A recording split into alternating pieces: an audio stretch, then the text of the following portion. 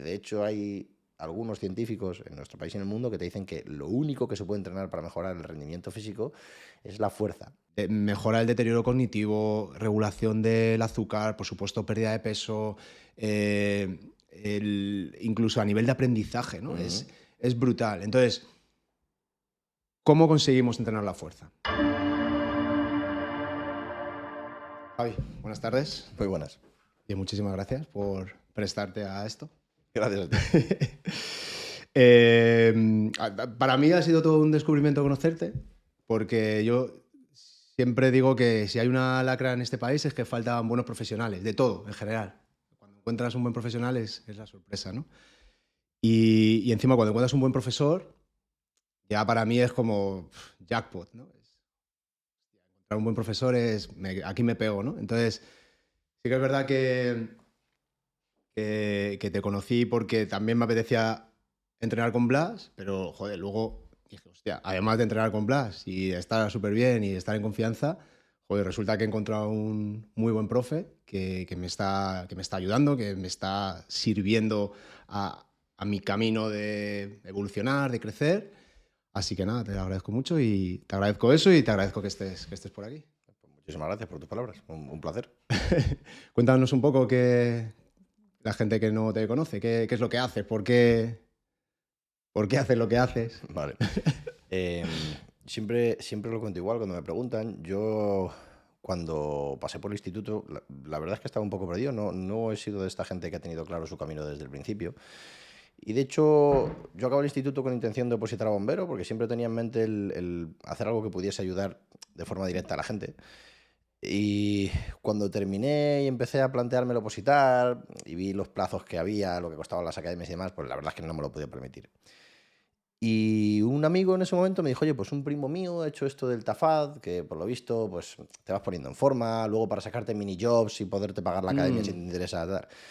Y la realidad es que entré en Tafad y muy por encima empezamos a estudiar pues algo de anatomía, algo de fisiología, algo de biomecánica. Y a mí eso me voló la cabeza. O sea, Notabas que son de esas cosas que no cuesta estudiar, ¿no? Que no cuesta... efectivamente. Eso mola, Y sí. además que sufrí la epifanía coño, pero la gente sabe esto. O sea, esto se sabe que funciona así, que se puede programar la fisiología para conseguir respuestas. Y a raíz de ahí, pues pasé al INEF. A partir de entonces empecé a entrar en el mundo del fitness y el entrenamiento. Con los años pasé por Sevilla por el máster de alto rendimiento. Desde ahí entré con la selección española de boxeo, con la que sigo actualmente de preparador físico. Y hace pues casi 4 añitos ahora, después de pasar por varios sitios en el sector del entrenamiento personal, de formarnos mucho en anatomía, en biomecánica, en metodología de entrenamiento, montamos nuestro propio centro en la zona sur de Madrid, en Leganés. Y bueno, pues lo que intentamos es aunar y agrupar todo esto que arrastramos de las distintas ciencias del deporte Ujú. con una metodología de entrenamiento lo más abierta posible para poder pues, ayudar, que es lo que más Ya. nos interesa. Me mola mucho porque el sitio donde estáis, o sea, yo he visto cómo está el estudio y ahí hay un montón de alumnos, un montón de monitores, se ve que hay mucho movimiento, es un centro de cross-training o de entrenamiento que habéis ido creciendo en estos 4 años, habéis ampliado y estáis en un solar. Sí. Entonces, a mí me encantan esas historias porque tienes que ir a posta allí, no hay nada. Pero va contra la cultura esta del delivery, ¿no? Que lo quiero ahora todo. Y a nosotros nos siguen preguntando, oye, ¿no tenéis el estudio en Boadilla, en Majadahonda? Que está literalmente a 5 minutos de aquí. Y muchas veces me dan ganas de contestar en plan borde de decir, escucha, yo tardo 25 minutos en ir a entrenar con mi entrenador de fuerza, tardo 25 minutos en ir a mis clases de jiu-jitsu y mis maestros están donde están.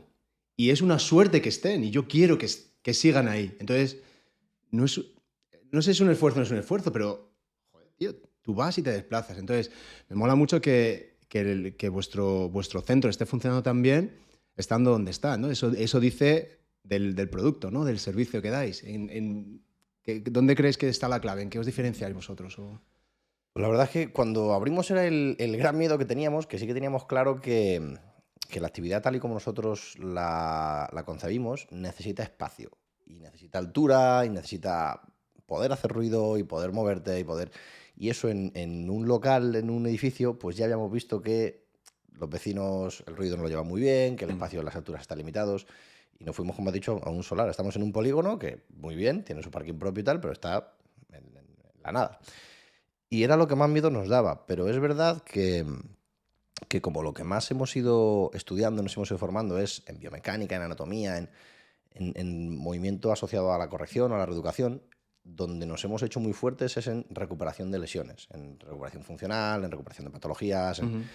y luego, por otro lado, en tema de rendimiento físico a nivel alto rendimiento, que no deja de ir de la mano. Es Sí. saber qué tuerca es la que está un poquito floja y cómo apretarla. Mm. Y entonces creo que lo que nos ha hecho fuertes y lo que nos da ese valor diferenciador de conseguir que la gente venga hasta allí, que es la nada, es que damos algo que no es tan fácil de encontrar. Yo siempre que cuando, o sea, en este sector, ¿no? Del movimiento, de la actividad física, del ejercicio, del fitness, yo ya llevo casi 20 años y cuando empiezas a saber un poco y te empiezas a preocupar en aprender o en entender o en ver diferentes perspectivas y te das cuenta de la cultura que tiene la gente o lo que se sabe o lo que se hace normalmente, es para tirarse de los pelos. Es terrorífico. Creo que está mejorando. Cuando ya empezó Internet y empezabas a oír a gente que decía cosas y tal, también era terrorífico. Y ahora parece que van apareciendo algunas figuras que empiezan que afortunadamente están teniendo más divulgación desde un punto de vista más positivo, más basado en ciencia, y parece que va mejorando, pero aún así te diría que todo el mercado, toda la industria está llena de las típicas verdades que son mentira, pero que a costa de repetirse se hacen verdad, típicos mitos, típicas cuñadazas que te dicen, que te hacen y cualquiera te da. Y entonces, cuando llegas a un sitio como el tuyo, donde a mí lo que me flipa es la precisión con la que haces las cosas. Es decir, es que no dices una palabra fuera de sitio. Es que cuando quieres hacer algo, das las vueltas que hagan falta, pero es que quieres que sea así. Esté equivocado o no, pero has hecho un razonamiento de, escucha, esto lo vamos a hacer así. No es un tuntún, ¿no? Entonces, creo que eso enseguida se identifica, ¿no? Entonces, ¿cómo vives tú eso? Porque me da la sensación de que tú te has ido al otro extremo, de esto es una cosa muy seria, vamos a hacerlo bien y vamos a aportar valor. De hecho, yo muchas veces intento concienciarme de hacerlo menos serio, porque es cierto que hay una realidad y es que el porcentaje de practicantes de actividad física muy alto no es. Y tengo que concienciarme a mí mismo de que hay casos en los que si consigues que alguien se mueva, ya estás consiguiendo algo muy importante. Y quizás si no lo haces perfecto, pues bueno, no dejes de hacerlo bueno, ¿no? Por no poder hacerlo perfecto. Entonces me tengo que salir de ahí. Pero es cierto que tal y como yo lo vivo, ya te digo que lo comparo mucho con la programación, desde el no tener idea de programación ni de la más mínima de informática. Pero al final yo lo veo así. Nuestro organismo, nuestro sistema, no deja de ser una máquina, entre comillas, que ha ido evolucionando, exponiéndose a una serie de entornos, de estímulos. Y es, bueno, toda nuestra fisiología no deja de ser un sistema de respuestas en cascada. Esas respuestas van asociadas a estímulos. Y yo lo veo así y es como trato de enseñárselo a los que vienen a trabajar con nosotros, a formarnos con nosotros. Si tú eres capaz de ofrecer los estímulos adecuados y periodizarlos en el tiempo determinado, esos estímulos de forma aguda generan una respuesta, llámalo inflamación, llámalo irritación, llámalo hiperemia, y esa respuesta cronificada va a generar unas adaptaciones que van a ser pues una mejora en la capacidad para aplicar fuerza, unos cambios en los tejidos, los que sean. Pero si tú lo has previsto y has dado los estímulos adecuados, vas a poder generar las respuestas y las adaptaciones adecuadas. Por tanto, cuanto más fino y más concreto seas en los estímulos que das, más probable, que no absoluto, que la respuesta y la adaptación que consigas sea la adecuada. Entonces, es cierto que me puedo estar equivocando y de hecho me pasa que pienso en cosas que hacía hace 5 años o 10 o hace 3 meses. No te queda nada, tío. Efectivamente. No te queda nada para darte cuenta. De hecho, hace poco un Madre compañero mía. más joven de universidad me preguntó, ¿y tú lo que sabes hacer? ¿Cuándo dirías en qué momento dirías, yo ya sé hacer esto? Digo, hoy. Dice, ¿cómo hoy? Digo, si me pregunta mañana te voy a decir hoy. Claro. O sea, sigo pensando en esto que hice lo podría haber hecho distinto, pero es verdad que cuando planteo algo, y esto es lo que le intento transmitir a los chicos, que no te quede que no haya preguntas que no sepas contestar respecto a por qué has hecho algo en un Claro. estímulo. Y si están mal contestadas porque tienes una falta de información de base, bueno, pues sigue estudiando. Pero que todo esté justificado. Sí. Que lo que hagas tenga un Exacto. contexto lógico. Claro, es que cuando entras en esa dinámica, aunque si estás equivocado te vas a dar cuenta. Porque si no hay un razonamiento, una ejecución y una observación del resultado, estás trabajando de forma aleatoria. Es decir, no sé lo que hago, no sé por qué lo hago y no sé qué sucede. Pero cuando tú tienes claramente ese foco en voy a hacer esto porque he tenido esta idea, aunque sea una mierda de idea. La ejecuto, tiene buena pinta. El resultado, una mierda. Hostia, esta idea era una mierda. Con lo cual al final te acabas dando cuenta. Sí. Y así es como es la única manera de aprender, ¿no? Y me está conectando con algo que tú dices mucho, que es, hay una cosa es entrenar, otra cosa es hacer ejercicio. Es como tú, Efectivamente. en tu epitafio ahí va a salir. Va a poner eso en mi lápida. Eso no es entrenar, eso es hacer ejercicio. Cuéntanos, ¿qué quieres decir cuando hablas de esto? Esto lo digo desde hace unos años, que además siempre cuento también la misma anécdota que me preguntó una antigua clienta donde trabajamos dando clases colectivas y demás. Dice, ¿tú para estar así en esa forma, qué haces? Digo, yo entreno. Digo, entreno mucho. Y me dijo, sí, pero es que yo también entreno y no estoy así. Y claro, la verdad es que quizá podría haber sido más sutil, pero la respuesta que le di es, a ver, cuéntame, ¿cómo entrenas? Pues yo vengo y hago clases colectivas. Digo, no. ¿A qué intensidad entrenas? ¿Con qué densidad? ¿Con qué frecuencia? ¿Con qué volumen? ¿Cómo cuantificas la carga? ¿Cuánto descansas? ¿Cómo lo periodizas? Y claro, me miraba como... sin saber. Digo, no te ofenda, digo, pero tú haces mucho ejercicio. No entrenas mucho. La diferencia entre entrenar y hacer ejercicio es que hacer ejercicio es cualquier estímulo en el orden, cantidad, intensidad, en la carga que sea, que tú le des a tu organismo en cuanto a movimiento. Entrenar es hacer eso de forma programada, con un conocimiento y un razonamiento, como tú bien has dicho, lógico, que plantee que estos estímulos a priori van a generar estas adaptaciones. Entonces, la diferencia entre hacer ejercicio y entrenar es la planificación y la programación previa. Claro, y el tener un objetivo, ¿no? Efectivamente. Al final un equipo entrena para ganar la Copa del Mundo o lo que sea, o el combate o tal. Eso es. Y cuando tú entrenas en el entorno de quiero mejorar mis adaptaciones, también tienes que tener un objetivo, ¿no? Y yo lo veo que también cuando hablamos y tal, que es algo que a mí me gusta hacer conmigo de forma involuntaria, es cada vez que me lesiono, que últimamente a partir de los 40 es bastante frecuente, porque quiero mantener el nivel de intensidad y al final el cuerpo parece que no es tan resistente como antes. Pero bueno, estoy en ello, ¿no? A ver si consigo que lo sea, ¿no? A cabezón yo creo que no me gana.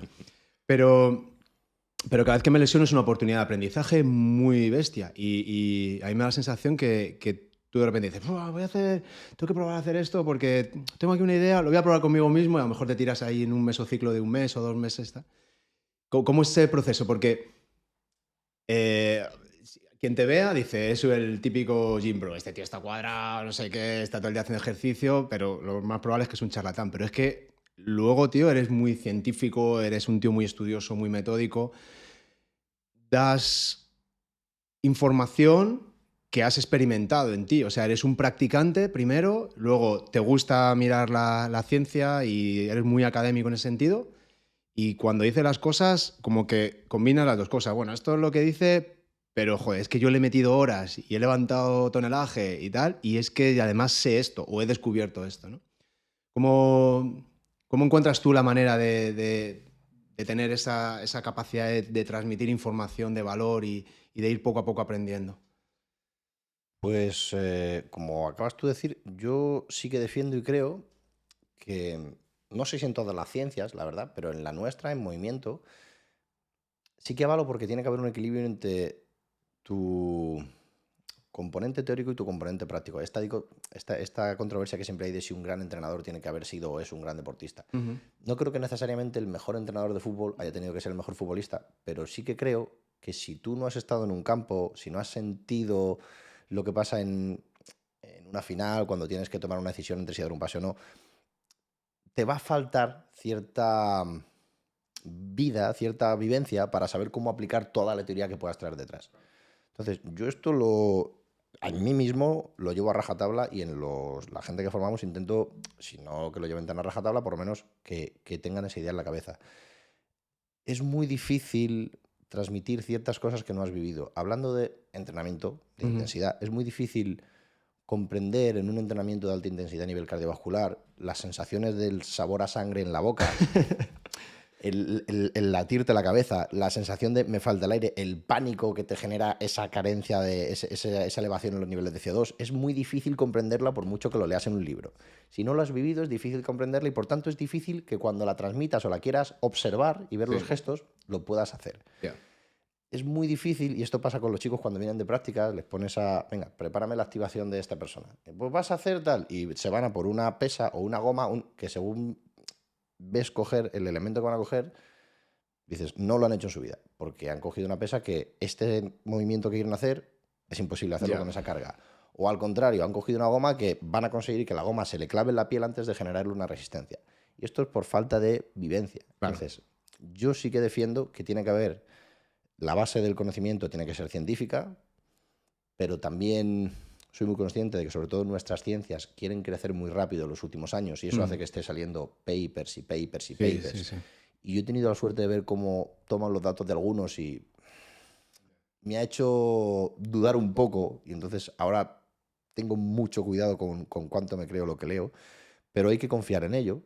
Y una vez confíes en ello, ver hasta qué punto es de verdad llevable a la práctica. Y creo que el primero que debería poder vivirlo es uno mismo. Sí, aparte, por ejemplo, para mí es muy claro cuando entrenamos olímpicos, ¿no? Cuando tú ves y yo me dedico a ver movimiento, a analizar movimiento, a enseñar movimiento, cuando ves un olímpico en las Olimpiadas y ves el gesto... cuánto levanta, cómo le está costando, parece que tal. Pero cuando entras de lleno en esas milésimas de segundo de hacer pues una arrancada o un clean and jerk o lo que sea, y empiezas a entender la inmensidad de detalles que suceden en ese momento a la velocidad que tienen que suceder, el feedback inmediato, si lo hago bien, eso lo levanto, si no lo hago bien, eso no sube. Con lo cual es un aprendizaje constante basado en el propio movimiento, ¿no? Y cuando veo a ti cómo lo demuestras o cómo lo haces o cómo das esos detalles y cómo esos detalles se transfieren directamente no directamente, pero poco a poco empiezas a percibir, vale, es que si tú haces un trabajo muy explosivo donde extiendes todo el cuerpo, la barra parece como que flota, te da tiempo para meterte, tienes esta calidad. Entonces tú puedes describir muy bien la calidad de lo que es estar súper tenso, estar súper como flexible, como recogerlo, ¿no? Y, tío, si yo no lo hubiera aprendido así o si yo no lo estuviera haciendo así, no lo estaría haciendo. Porque creo que en esos detalles donde el diablo está en los detalles, ¿no? En esas pequeñas cositas, en saber que tú lo has hecho miles de veces y que has entendido cómo hacerlo y el poder transmitirlo así, es lo que hace que sea un viaje, ¿no? Que sea un viaje de decir, joder, pues ahora ya puedes con 30 y luego puedes con 40, pero que se está construyendo algo, ¿no? Entonces es muy bonito y creo que sigue faltando, o sea, hay tanto fitness, hay tantos gimnasios, y encontrar ese oasis de, pero vamos a hacer las cosas bien. Y hacer las cosas bien no significa que yo acabo de terminar la carrera y me han puesto aquí 8 horas a currar y hago lo que he visto. No. Es que lo he hecho 12.000 veces antes de decirte más o menos cómo tiene que ir, ¿no? Correcto. Pues esa, tío, pues esa, más de eso. Entonces, cuéntame, ¿cómo motivamos a la gente? Porque decías, hay muchos centros de deporte, parece que la gente hace deporte, parece que lo deja. Yo estoy convencido que explicarle a la gente lo bueno que es, por ejemplo, el trabajo de fuerza, eso a lo mejor en algún momento te conecta, pero no sé si motiva. O sea, si comparas, yo a veces pienso esto, digo, si cada vez que levantas un peso muerto, te doy 10 euros, la gente estaría haciendo ejercicio. Todo Cristo. Ya, hago 40 euros. Entonces, fíjate, tío, que te motiva, nos podría motivar mucho más, ¿vale? Tú me pagas cada vez que levanto, ¿vale? Pues yo sé ahí todos los días, te ganaría dinero. Ya, pero es que vas a mejorar tu salud mental, cognitiva, física, tu longevidad, vas a tener actividad que quieres hacer. Ya, pero... ¿Tú cómo te motivas tú? ¿Cómo entra eso? Porque tú motivado te has pasado, ya. Me he pasado, sí. Yo a mí mismo es cierto que quizá por mi forma de ser o por lo que arrastro de cómo me he formado como persona, em, a mí entrenar es algo que la verdad es que me encanta y que es parte de mí.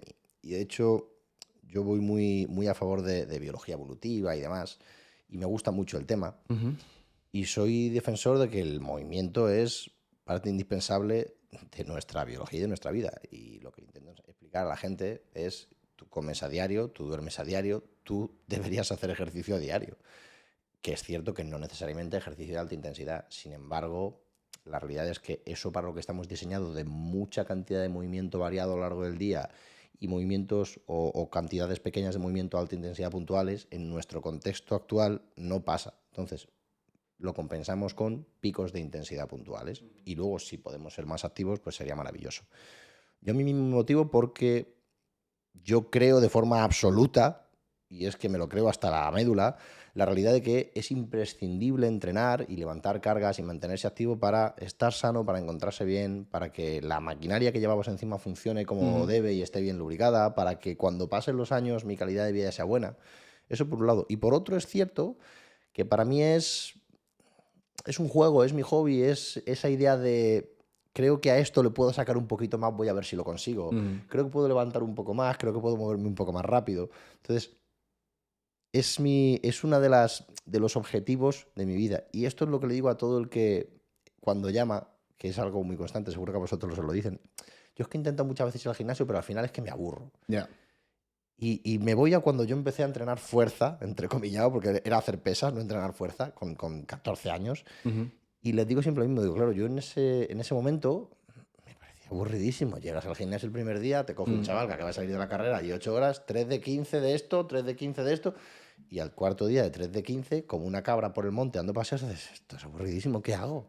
Entonces, yo ahí lo que digo siempre y es lo que veo más determinante de cara a que el entrenamiento de verdad te motive y te enganche es tener un objetivo. Tener claro, no. Da igual el que sea el objetivo. Si es divertirte, pues divertirte. Vete a clases colectivas. A lo mejor es menos efectivo, pero vas Sí, a sí. conseguir tu objetivo y te va a fidelizar. Si es que mejore un dolor, adelante. Si es levantar más, pues ese. Pero tener un objetivo claro para, no, es que voy a hacer 15, ¿por qué? 15 supone que va a tener esta respuesta. Y de ahí que otra de las cosas que intento es que el usuario comprenda lo que está haciendo. Porque si no es, o creo que es muy difícil que se implique y que se fidelice a ello. Pero yo creo que incluso más que a nivel, o sea, además de a nivel cognitivo, intelectual, donde todo eso puede suceder, yo creo que nuestro propio sistema más autónomo dice, o sea, ¿para qué? Si no lo entiendes, como, ¿pero para qué estoy haciendo esto? O sea, ¿para Correcto. qué hago X veces este movimiento? ¿O para qué hago, o sea, estos movimientos como muy aislados, monoarticulares, donde antes todos los gimnasios eran así, ¿no? Que básicamente es construir músculo con, yo siempre digo lo mismo, es la mayor construcción de músculo con el mínimo esfuerzo posible. Es decir, me centro en una cosa, voy a poder mover muchos kilos porque todo lo demás está sujeto, no tengo que hacer nada. Correcto. Y ahí soy capaz de hacer muchas repeticiones, tengo un montón de agujetas y se nota, ¿no? Pero claro, a nivel de movimiento, yo no solo que no te ayuda, sino que probablemente luego Te luego, limite. ¿cómo integras todo eso, no? De repente tienes ahí una masa que no usas nunca para caminar o para correr o para saltar, ¿no? Y estoy totalmente de acuerdo contigo en que primero tienes que entender por qué lo haces. Y luego también el tema de que sea divertido. Y muchas veces las dos cosas van unidas.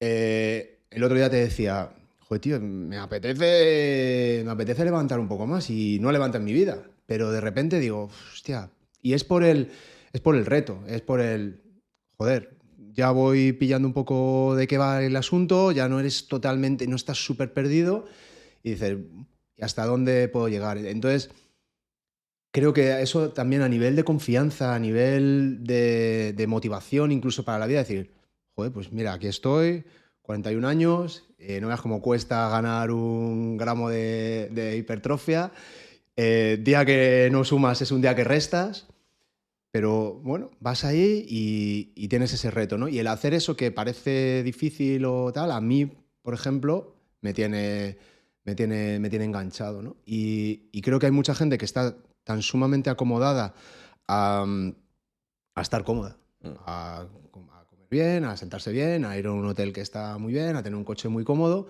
que cuando te pones en situaciones incómodas, no, es lo que dices tú, esas sensaciones de repente te vuelan un poco la cabeza, es decir, joder, ¿por qué me siento tan mal? ¿Por qué pierdo el aliento? ¿Por qué se me tuerce la cara? ¿Por qué me ven las manos?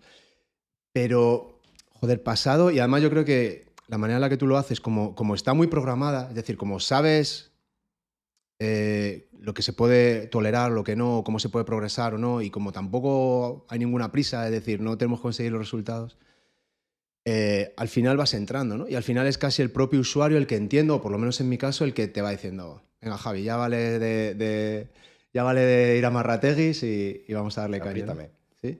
En el otro extremo tendríamos el que también lo hemos hablado, el modelo CrossFit, ¿no? El modelo CrossFit es como un modelo hipermotivado, muy competitivo, Sí. donde la progresión a lo mejor pasa a un segundo plano, donde el control me da la sensación de que... Cuéntanos un poco, ¿cuál es tu opinión de pros y contras de todo esto? Pros y contras. Yo a nivel teórico lo conocí cuando empezó a hacerse famoso en España y a nivel práctico, porque me parecía que lo mínimo era vivirlo, si quería poder tenerlo en cuenta, creo que empecé con 21 años a tener contacto con el CrossFit.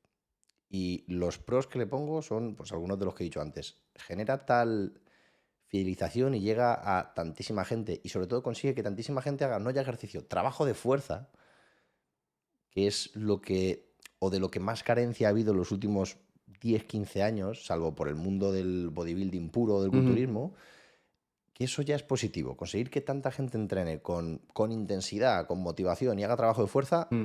me parece una pasada. O sea, les doy todo el mérito. Los contras que tiene es pues que CrossFit al final es una disciplina de entrenamiento, lo primero en su definición, de alta intensidad, que combina distintas disciplinas de entrenamiento, cada una con su técnica, con sus requerimientos mecánicos, con sus requerimientos funcionales, con sus aprendizajes previos, como son movimientos gimnásticos, olímpicos, de powerlifting, de strongman, calisténicos, pliometrías, multisaltos, en una situación de exigencia o fatiga cardiovascular, con acidosis, donde la técnica se tiende a comprometer, donde la toma de decisiones también, en unos ambientes que son siempre microcompeticiones, porque la propia idiosincrasia del deporte consiste en que cada día se compite con el resto de los Ujú. compañeros sin parar. Y esto, de cara al nivel de motivación y a esa competición-colaboración, muy bien, Ujú. pero de cara al control y a la incidencia de las sobrecargas que se pueden producir por esa pérdida del control, pues deja un poquito que desear. Mm. Y sobre todo el hecho de que para montar un box de CrossFit, tú lo que tienes es que pagarle 1.000 euros a CrossFit, Mm. 1.000 dólares, perdón, y hacer un curso de un fin de semana en el que te dan un título que se Ya. llama Level 1 y tú ya puedes montar un box y prescribir actividad física en un fin de semana. O sea, llevamos nosotros, tú 20, 20 y tantos, y yo 12 años estudiando anatomía, fisiología y mecánica, y cada día piensas, se me escapa esto, y alguien con un fin de semana de formación puede prescribir actividad de alta intensidad. Tengo mis dudas. Sí, yo creo que, y ahora sí que me gustaría entrar como muy de lleno en el tema de la fuerza, porque, y lo acabas de comentar, lo has dejado ahí, yo creo que la cultura o sea, las confusiones que podemos tener en la cabeza, los que no hemos estado muy metidos en el mundo gimnasio, en el mundo fitness, en el mundo levantar hierros, visto desde fuera, ha llegado mucha información del bodybuilding, de hipertrofiar. Ujú. Y yo creo que casi todo el mundo confunde entrenar la fuerza con el bodybuilding, yo el primero, sabiendo que una cosa es la hipertrofia, que otra cosa es la fuerza, pero hay que darle ese puntito y yo creo que ahora lo vamos a poder explicar bien. Em, pero no hay una correlación absolutamente directa. Es decir, cosas que se hacen en bodybuilding a lo mejor no son lo mejor que puedes hacer para mejorar tu fuerza central, tu fuerza neural, fuerza. Lo que Ujú. hablamos de fuerza, ahora lo explicamos todo bien. Y entonces se nos han quedado esa serie de mitos, creencias del bodybuilding porque era lo que había. Y yo creo que también tenemos que agradecer mucho a los bodybuilders que han hecho avanzar mucha ciencia, Sí. incluso en el deporte, a nivel de nutrición, de periodización. Esta gente fue la que empezó como a planificar, a qué como, qué no como. O sea, que sí que han sido muy científicos con su Sí, cuerpo, sí. ¿no? Pero entrenar fuerza no es exactamente lo mismo que ganar músculo. Y hacer un entrenamiento basado en fuerza como en CrossFit tampoco significa que estés entrenando fuerza. O sea, a lo mejor como subproducto tu fuerza va a mejorar, Correcto. pero tampoco es el objetivo.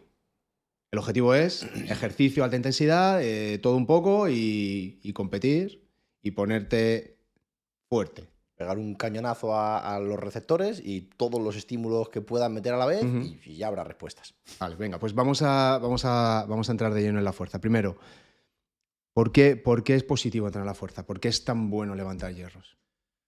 Pues al final, según... Y esto me encanta que vaya avanzando la ciencia y vaya sacando cada vez más argumentos.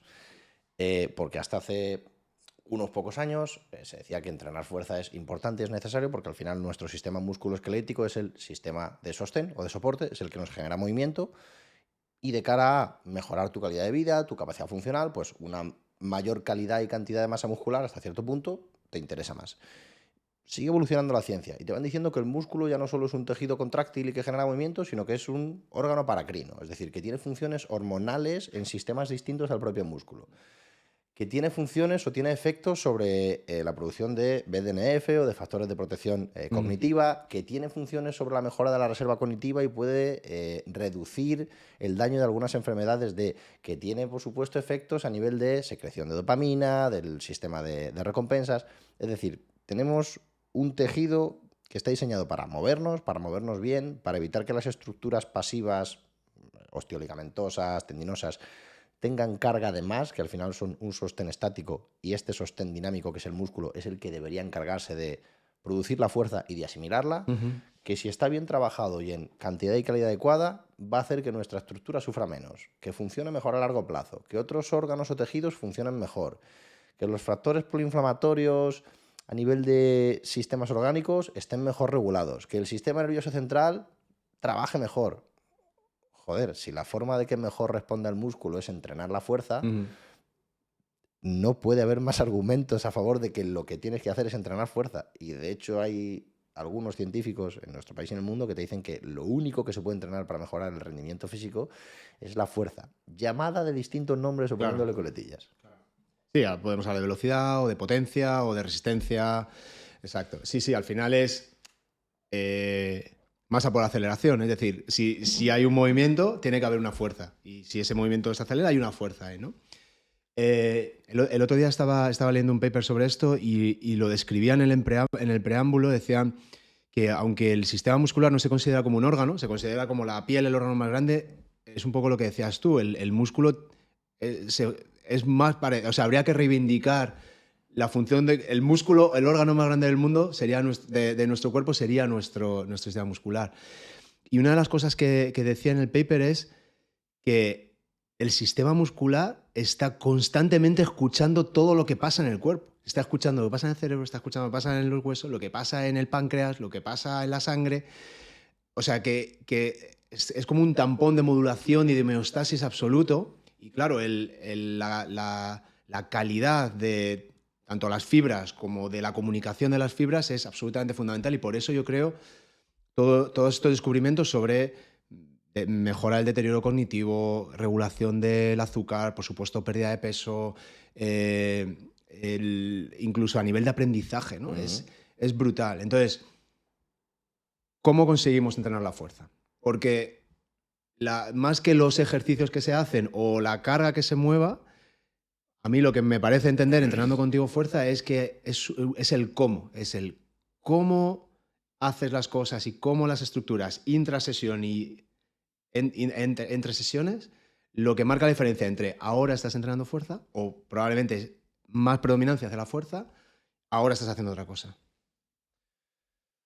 Pues mira, lo primero que habría un poco que determinar es la definición de exactamente de qué es entrenar a fuerza. Tú lo has dicho antes, en cualquier ejercicio, actividad que hagas, si se produce un movimiento, se reduce ese movimiento, se detiene o se arranca, hay una producción de fuerza, que no es lo mismo que decir que estás entrenando para la mejora de la fuerza. Las adaptaciones asociadas al entrenamiento de fuerza o las mejoras en la fuerza vienen aproximadamente en un 80% de las vías centrales o neurales, que también lo has comentado tú antes. ¿Qué significa esto? Que aproximadamente el 80% de cuánto tú mejoras la fuerza que puedes aplicar procede de cómo de bueno haces que tu sistema nervioso sea utilizando los recursos que ya tienes, la cantidad de tejido que ya tienes, las células que tienes, cómo están distribuidas. Y el otro 20 vendría asociado a los cambios que puedes producir en esos tejidos para que sean más útiles para tu sistema nervioso. Cómo de bueno es tu director de orquesta ahí, cómo de buenos o cuántos músicos tienes, cómo de buenos son sus instrumentos. Bien. O sea, si nos vamos a la típica analogía, cuando entrenas la fuerza, sobre todo lo que estás entrenando es el software, es el sistema de información y esa transmisión de información. Estás optimizando todas esas reacciones químicas que se producen en la unidad motora, que se producen en el cerebro, entre el sistema nervioso y el músculo. Y luego hay un componente que es que cuanto más hardware tenga, este sistema operativo, este software, puede sacarle más. Absolutamente. Pero el trabajo de fuerza, sobre todo el 80%, tiene que ver sobre nuestro sistema neuromuscular. Exactamente. Entonces, teniendo esto en cuenta, yo siempre lo planteo de la siguiente manera. Nosotros, es verdad que somos muy vadillistas, digamos, es decir, venimos de la escuela de Juan José González Vadillo, que es uno de los mayores expertos del país y seguramente del mundo en entrenamiento de fuerza. Y bueno, pues nos desvinculamos en ciertos puntos de su discurso, de su metodología, porque cualquier discurso estanco al final consideramos que va a tener sus limitaciones, pero es cierto que el eje que seguimos es el suyo. Y en base a esto hay que tener, o yo siempre transmito que hay que tener claras ciertas bases para entrenar la fuerza. La primera, según este hombre y según lo que va diciendo la ciencia con los años, es que si yo quiero de verdad estar entrenando la fuerza, la idea es que movilices la carga que movilices, puesto que vas a conseguir valores de fuerza máxima infinitos en función de las infinitas cargas que pueden manejar. La intencionalidad tiene que ser mover esa carga a la máxima velocidad voluntaria, en fase concéntrica y de forma activa. Yo aquí matizaría que esto tiene que venir de la mano de un control. Porque es cierto que si te vas a la fuerza, al paper que habla de esto, no te habla de control, te dice muévelo todo lo rápido que puedas y no piensan en las posibles consecuencias. Entonces, yo puliría y diría que hay que tener cierto control. La premisa básica, máxima voluntad de levantar a la máxima velocidad, que esto es lo que se llama explosividad, que luego cuando hablamos de terminología, ¿no? Entrenamientos de explosividad, si explosividad es un carácter, claro, es una intención, no confundamos términos. Lo siguiente que hace falta para entrenar la fuerza sería un contexto estable. Y yo aquí diferencio contexto externo, contexto interno y contexto cognitivo. Con contexto externo, siempre me gusta remitir a estas imágenes cuando se empezó a poner de moda lo de entrenamiento funcional hace unos años y veías a un tío haciendo una sentadilla encima de un fitball con una barra con 80 kilos. Está muy bien para ir al circo. ¿Cuántos cruzados han roto? Efectivamente. Ese señor luego, en la siguiente foto está así hecho un nudo en el suelo. O sea, qué innecesario. O sea, qué estímulo tan innecesariamente exigente a nivel coordinativo. Y sobre todo, que si la base no es estable, la base sobre la que tú aplicas la fuerza para intentar transmitirla no es estable, la producción de fuerza no va a poder maximizarse, la velocidad no va a poder ser la máxima intencional y, por tanto, te saltas el primer paso. No estás haciendo un entrenamiento de fuerza. Y que en algún momento dado tu propio cuerpo se tiene que convertir en el sitio estable. Efectivamente. Tiene que llevarse, tienes que sujetar la fuerza que aplicas en algún lado y si no tienes suelo, si no tienes tierra, te la comes. Correcto. Ese sería el segundo punto. Evidentemente, cuanto más estable el contexto externo, mejor, y necesitamos un contexto interno estable. Y esto va asociado a ese control y va asociado a la transmisión de fuerzas. Si yo voy a aplicar fuerza con, a priori, mis extremidades, si mi núcleo, eso que llamamos core, no puede ser firme o estable y transferir las fuerzas, si mis complejos articulares, cintura escapular, cintura pélvica, no pueden ser estables y transmitir las fuerzas, se va a limitar cuánta fuerza aplicas. Y, por tanto, no vas a poder producir la máxima velocidad, volvemos a no cumplir la primera. Y en cuanto a contexto cognitivo, hago referencia, o nos gusta hacer referencia, a que si tú quieres ser lo más eficiente produciendo fuerza en un gesto, este gesto tiene que estar bien aprendido, dominado y ser controlable. Contextos excesivamente abiertos de movimiento o muy variables o con cargas muy inestables no te van a permitir maximizar la aplicación de fuerza y, por tanto, la velocidad.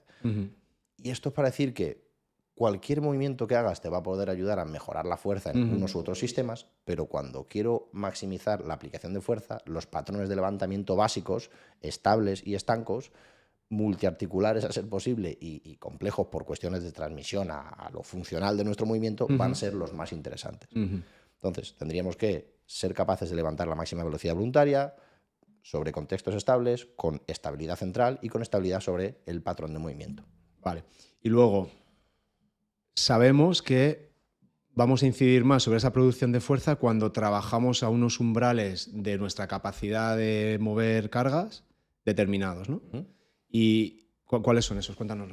Pues mira, de nuevo remitiéndonos a Vadillo, lo que defiende, y es verdad, es que ante cualquier porcentaje de carga, de tu carga máxima, moviéndolo a la máxima velocidad, tú emites un valor de fuerza máxima.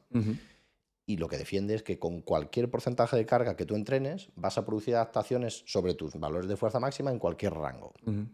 Y esto, científicamente hablando, es cierto. Sin embargo, llevado a la práctica, hay un pequeño pero. Y ese pero es que si tú acostumbras a entrenar con un 40-50% de tu capacidad máxima de carga, si nos vamos a un patrón de sentadilla, tú tienes 100 kilos en una sentadilla trasera y siempre entrenas al 40-50%, si esa máxima velocidad, vas a producir mejoras en tu fuerza máxima, en tu sistema neuromuscular. Y posiblemente tu 40% suba y tu 100% también suba. Sin embargo, el día que te pongas esos 100 kilos, que si ha subido 10 puntos porcentuales, ahora van a ser 110, encima, la realidad es que tu sistema nervioso no va a saber enfrentarse a ellos, aunque seas capaz motrizmente de manejarlos. Teóricamente tienes esa fuerza máxima, teóricamente, cuando te pones es demasiado reto, demasiado extraño, porque tu sistema nervioso no está habituado porque estás muy alejado. Efectivamente. Entendible. Y al revés podría pasar igual. Si solo trabajas con rangos altos, aplicar fuerza ante cargas indefinidamente bajas no siempre es fácil, porque ante resistencias que no te restringen la aplicación de fuerza, no todo el mundo y no siempre puedes aplicar valores de fuerza máxima. Esto por un lado. Y por otro, es cierto que ese componente neuromuscular, esa excitación a altos umbrales de estímulo, parece ser que nos produce más efectos o tienen efectos más potentes o de más arrastre en porcentajes de carga altos tirando a sus máximos. Entre ese, según el manual que revises, 75-80% hasta el 95-100%, teniendo en cuenta que el 100 va a presentar unos riesgos que tampoco compensan mucho quedarte un poquito más abajo. Entonces hablaríamos de esos porcentajes altos, casi submáximos. Sí, o sea, esta gente que entrena mucho la fuerza y que suele trabajar con cargas máximas a 1 RM, a no ser que estés súper adaptado y como muy bien organizado, muy constante, muy consistente y muy disciplinado con esto, para el común de los mortales quizá es demasiado... El riesgo-beneficio como que no cuadra mucho. No está muy compensado. Entonces, perdón, dale.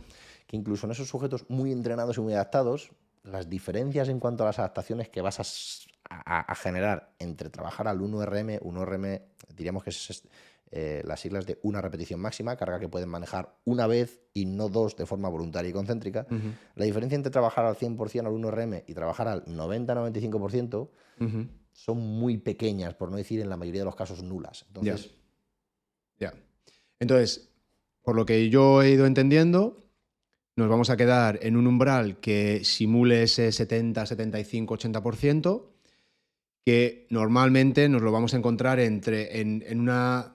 Tú siempre lo describes como el ratio de esfuerzo percibido, ¿no? Es decir, vamos a tirar 6 repeticiones y como si tuvieses 10, o sea, con la sensación que... o algo así, ¿no? O que puedes hacer 9 o que puedes hacer 10. ¿Eso nos lo puedes elaborar un poquito para...? Por supuesto. No lo expliques como un idiota como yo. No está nada mal explicado, ¿eh? De hecho, seguramente se completa mejor que la turra que suelte yo ahora. De cara a cuantificar la intensidad, que va a ser pues, uno de los parámetros más importantes para determinar los efectos de nuestro entrenamiento de fuerza, hay varias medidas. Y a día de hoy lo más moderno, lo más al orden del día es el control de la velocidad. Lo que dicen estas teorías es que la velocidad a la que tú manipules una carga o desplaces una carga correlaciona con el porcentaje de intensidad que supone para ti, de forma relativa. Y cada patrón de movimiento de los estudiados, sentadilla, press de banca, press militar, peso muerto, tiene unas métricas de velocidad sacadas de muestras muy variables que son sumamente precisas. Y te dice que el 1RM va a tanta velocidad, el 90% a tanta, y es bastante fino. Y luego, otra cosa que te dice es que cuando entrenamos fuerza, los mejores efectos de cara a las adaptaciones neurales se consiguen con una determinada pérdida de velocidad, es decir, alcanzando cierto grado de fatiga y no yendo al fallo, no trabajando a todo lo que se da. Este grado de fatiga en miembros inferiores iría entre un 10 y un 15% de pérdida de velocidad respecto a la de la primera repetición. Por ejemplo, si hacemos sentadillas y la primera repetición vamos a 1 metro por segundo, el 10% de pérdida de velocidad de ese primer metro por segundo. Ahí sabes que estás llegando al punto de fatiga donde empezarías a producir adaptaciones de fuerza. Ahí sabes que estás llegando a un punto de fatiga donde si continúas acumulando fatiga, Ajá. las adaptaciones por vía neural empezarían a verse deterioradas. Ah, vale, o sea, es lo contrario. Efectivamente. Vale. Por encima de esa pérdida de velocidad tendríamos otros efectos, pero la vía neural se vería deteriorada. Vale. Por la acumulación de amonio y de hidrogeniones, por el tiempo tardío de recuperación del sistema nervioso central entre series y entre sesiones. Entonces, este 10-15% de pérdida para miembros inferiores, que en miembros superiores está en un 25-30%, toleran mejor esa fatiga, sería donde, digamos, estaría la pérdida de velocidad óptima. Ya. Y lo curioso de esto es que ese 10-15 en miembros inferiores, 5 incluso, y ese 25-30 hasta 35 en miembros superiores, es más o menos, o son más o menos, la mitad de las repeticiones posibles por serie. Ya. Es decir, si tú a un 80-85% puedes hacer entre 5 y 8 repeticiones, esa pérdida de velocidad va a ir a que hagas 2-3 repeticiones.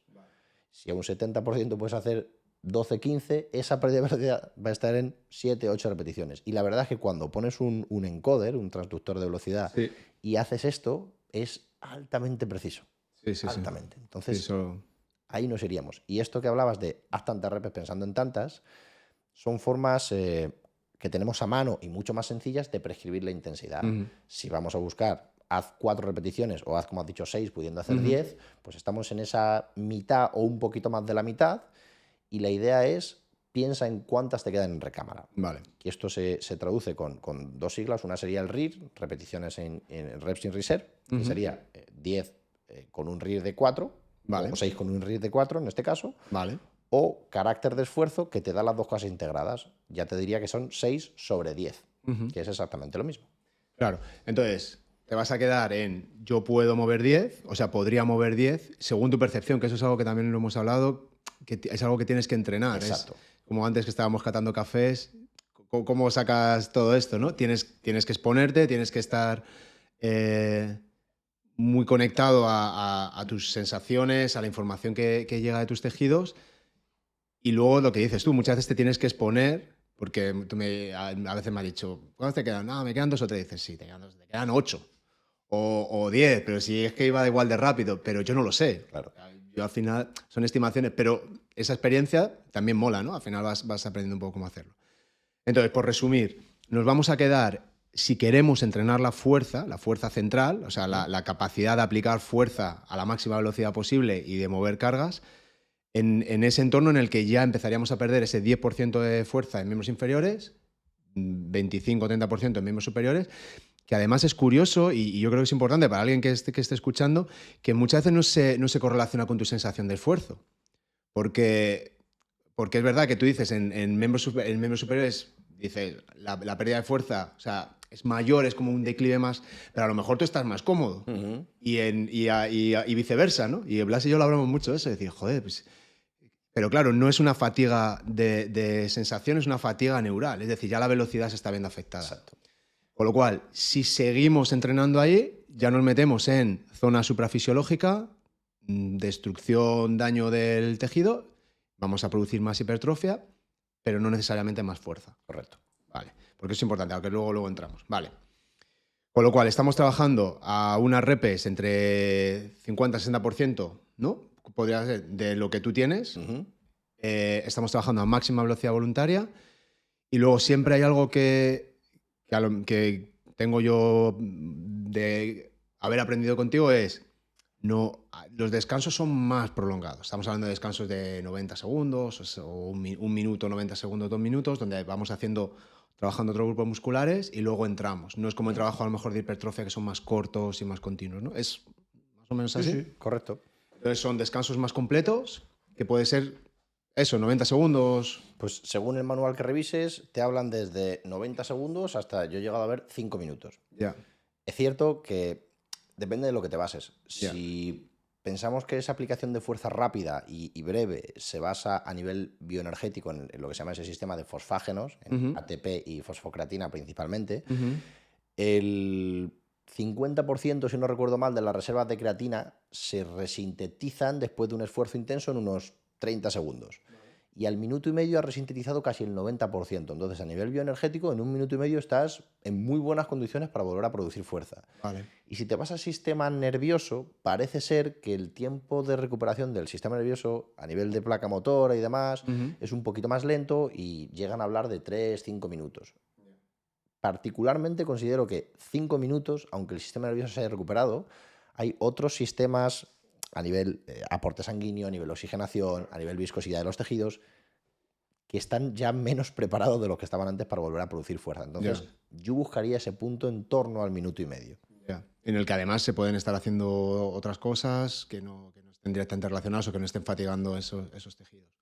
Claro, porque conviene recordar que esas adaptaciones son lo que ya lo hemos dicho, pero creo que es importante recalcarlo, son a nivel neural, es decir, es cómo se libera la acetilcolina en la placa motora, cómo las fibras tienen miosina, relacionan entre sí, los canales de calcio, producción de ATP, o sea, es el sistema nervioso viéndose estresado a unos niveles en el que necesita mejorar la maquinaria, ¿no? Entonces, Correcto. Vale.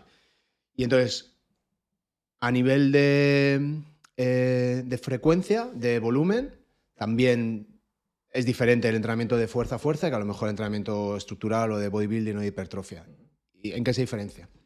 Pues cuando queremos entrenar la vía neural, como ese sistema nervioso responde con intensidades y acabamos de decir que necesita tiempos de recuperación bastante más largos, y esto no es solo entre series, es entre sesiones y entre microciclos, y necesita o responde bien a fatigas no muy acumuladas, si hemos dicho que en intraserie es mitad de repeticiones posibles, esto lo que nos da a entender es que el sistema nervioso y ese sistema de fosfágenos a mucha cantidad de trabajo no es a lo que responde mejor. Y por tanto esto se les traduce en las cantidades totales de volumen. El entrenamiento de fuerza por vía neural con volúmenes no muy altos responde muy bien, mejor que con volúmenes más altos. Porque esos volúmenes más altos lo que haces es, tiene todo el sentido del mundo, más cantidad de volumen, acumulo más fatiga, y si lo que estoy es intentando mejorar unos sistemas que están hechos para producir mucha fuerza en poco tiempo y recuperarse bien, si les doy mucho y mucho y mucho, no parece tener sentido que sean estos sistemas los que se van a desarrollar, sino los que vienen detrás, todos los asociados a adaptaciones más estructurales, más tipo hipertrofia, más resistencia a la pérdida de fuerza. Entonces, volúmenes no muy altos, de entre 2, 3, 5, 8 series, 10 por grupo muscular, o por patrón de movimiento, quizás sería más interesante, y frecuencias, pues entre comillas, si trabajas con estos volúmenes bajos, lo más altas posibles tolerables. ¿Qué es esto de lo más altas posibles tolerables? Pues que hay sujetos que pueden entrenar de lo mismo a diario y están como nuevos, y hay mortales, como somos la mayoría, que cada 48-72 horas tenemos una frecuencia de repetición de un estímulo muy adecuada y eso nos permite maximizar los efectos, menos en más veces. Por lo cual ahí hay un gran depende, ¿no? Muy individualizado en cuanto a volumen. Entonces estamos hablando de una intensidad alrededor del 70%, guardándonos como la mitad de RPS en recámara, descansos completos de mínimo, bueno, más o menos 90 segundos, pocas series, 3, 4 series, 5 series por sesión y luego descansos también completos entre sesiones. Con lo cual ahí ya volvemos a lo mismo, no es tanto, aunque sí que son los ejercicios que tú dices que cumplan estas características de estabilidad, de capacidad de generar fuerza, de ser como reproducibles, ¿no? y de reclutar muchas unidades motoras, es el cómo, es cómo entrenamos. Si de repente, en lugar de hacer esas 5, hacemos 15, ya estamos haciendo otra cosa.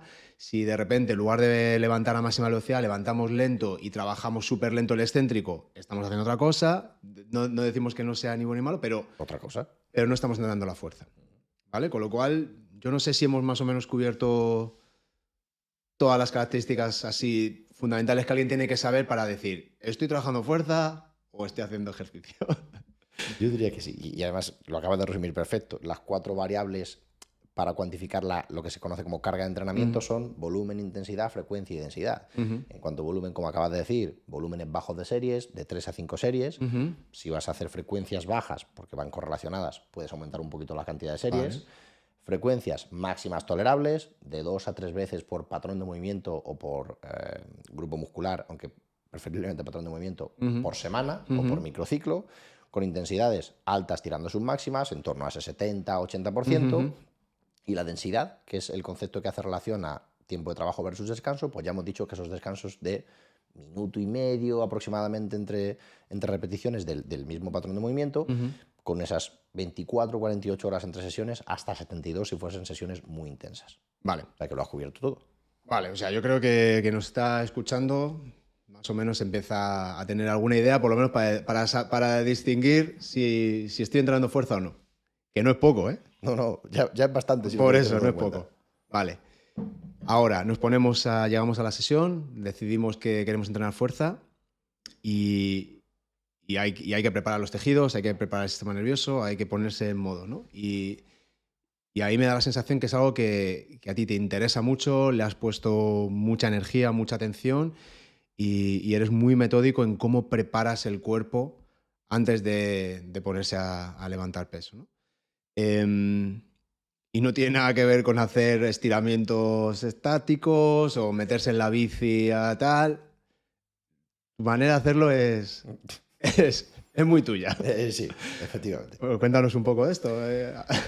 Pues mira, nosotros como comentábamos antes, venimos muy del estudio de la biomecánica, de la anatomía aplicada y demás. Entonces, esto lo hemos integrado con el mundo del entrenamiento de la fuerza y lo vemos de la siguiente forma.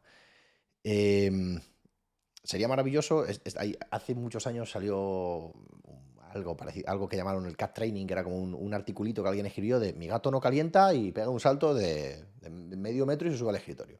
Ya, pero tu gato antes de eso ha estado pendiculando, ya está andando a gatas, tu gato... Parado de moverse. Tu gato lleva calentando 45 minutos, monstruo. Igual que el tigre cuando caza en la sabana, no calienta, pero lleva 3 horas así. Sí.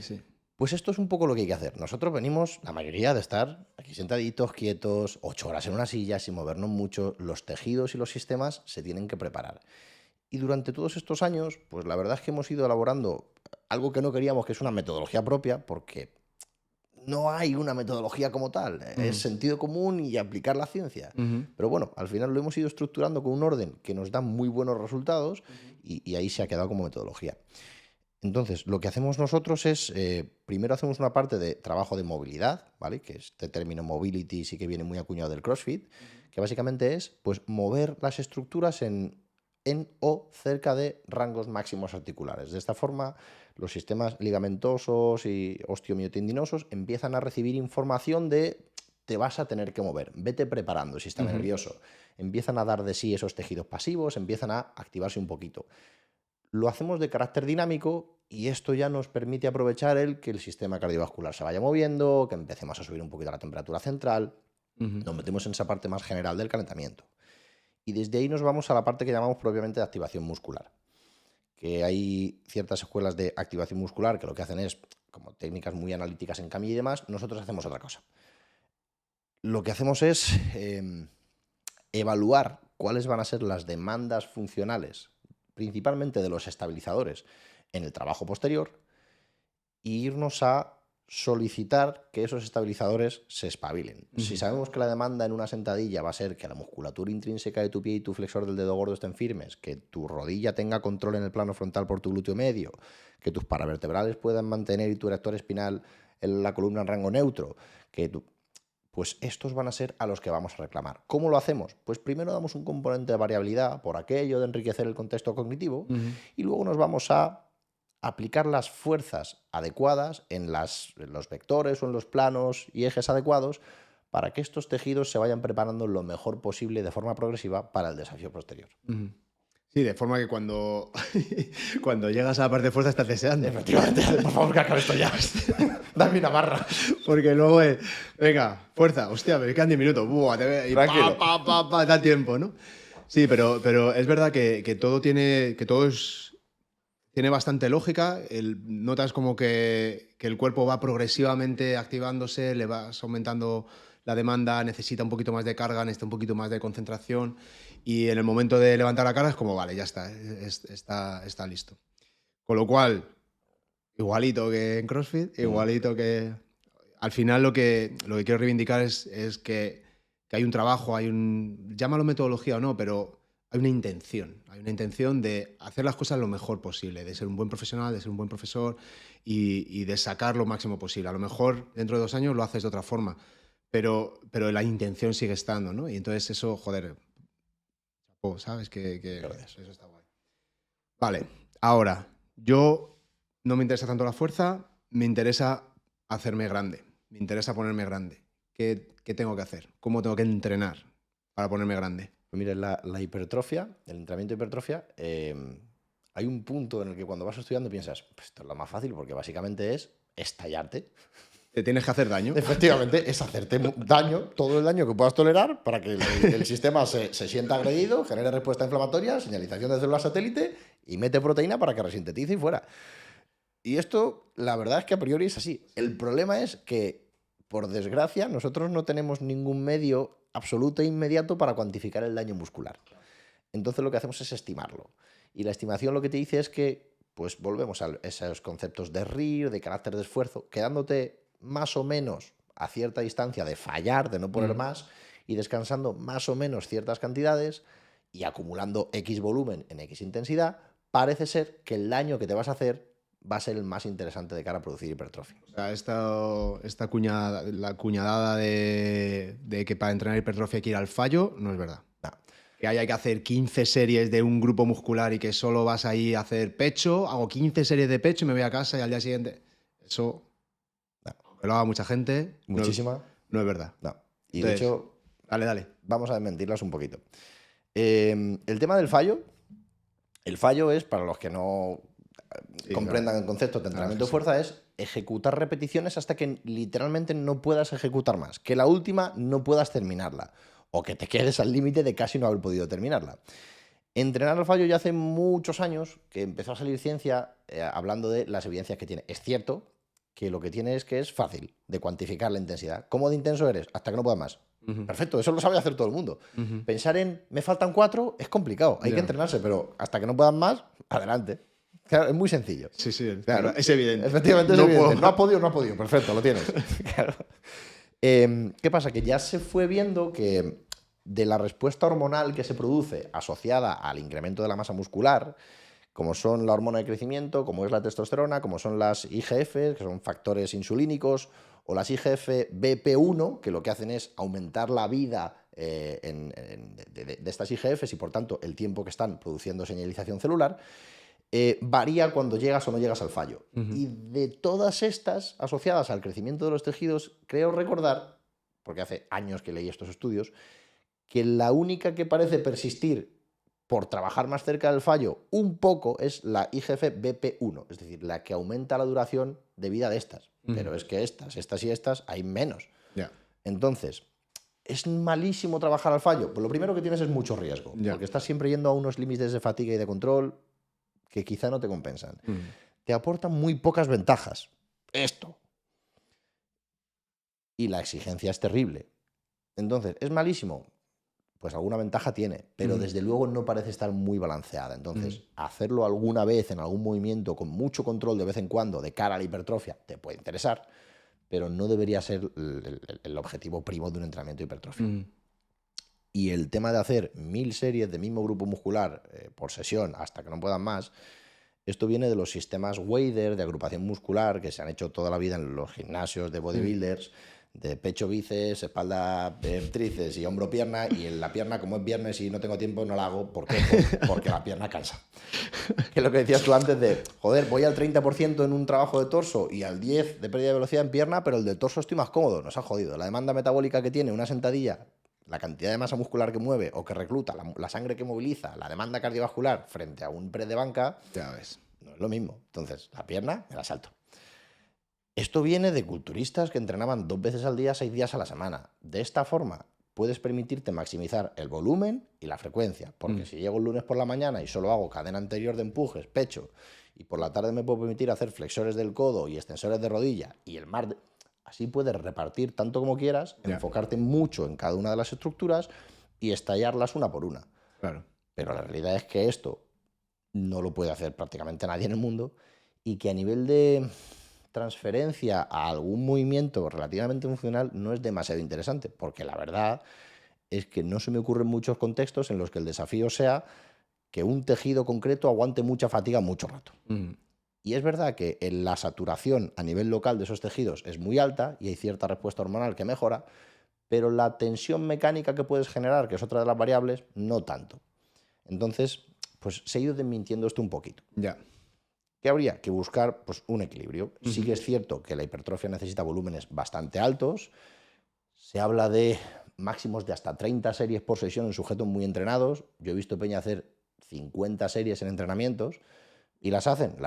Lo que no sé es cómo llegan luego a sus casas. Series largas, series de, no a lo mejor al fallo, pero cerca de. Pero cerca, entre 8 y 12 repeticiones, 50 series. 50 series, muchos días a la semana. Pero ahí tiene que haber zumito o algo. Claro. O sea, quiero decir, o hay zumito, o entrenan 3 semanas y a la cuarta no aparecen en el gimnasio porque no te pueden mover, te han muerto. O sea, porque la cantidad de daño muscular que puedes asimilar está limitada.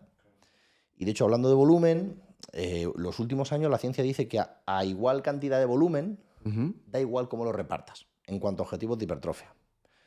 Ahora bien, yo invito a quien quiera a hacer lo siguiente. Llegas el lunes y te haces 40 series de pecho. A capón, 40 series. A entre 8 y 12 repeticiones, a un RIR de 3 repeticiones en reserva, cerquita del fallo, a un 70-75%, no hace falta más. Con un minutito de descanso entre series. Minuto y medio si quieres. Te puedes calentar. Primero 2 horas haciendo pecho.